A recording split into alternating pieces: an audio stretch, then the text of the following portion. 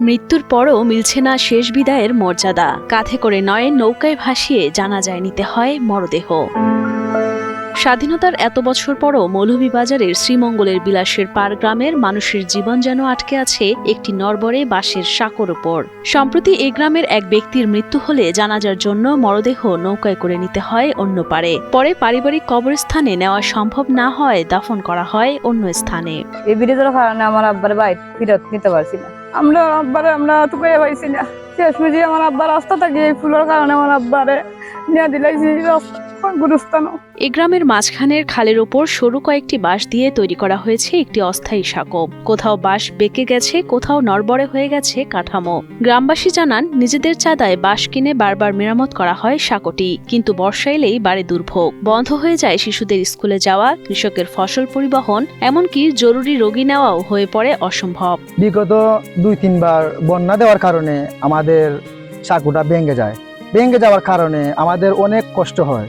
1 ঘন্টা পাড়ি দিয়ে ওই সাইড দিয়ে আমাদেরকে যে টাউনে যেতে হয়। আমরা স্কুল মাদ্রাসা যাইতে পারি না। আজকে পরীক্ষা, আমরা আজকে কষ্টে আইছি।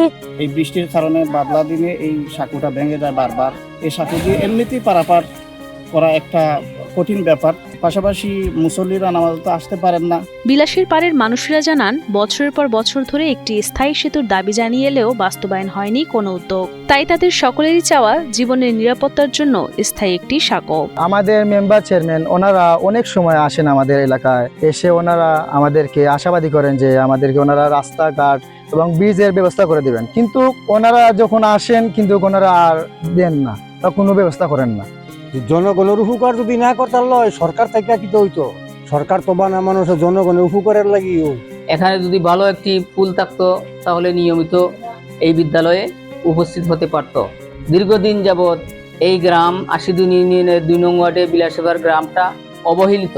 নতুন একটি প্রকল্পে সেখানে ব্রিজ নির্মাণের বিষয়টি অন্তর্ভুক্ত করার কথা বলা হয়েছে বলে জানান শ্রীমঙ্গল উপজেলা প্রকৌশলী আব্দুর রকিব। এটা এমপি মহোদয় যে ডিএলএটা তো দিছে আমাদের, এটা একটা প্রকল্প তৈরি হয়েছে আমাদের নতুন। এটা যদি আমাদের অর্থ বরাদ্দ দেয় হবে তখন ব্রিজ অসুবিধা নাই।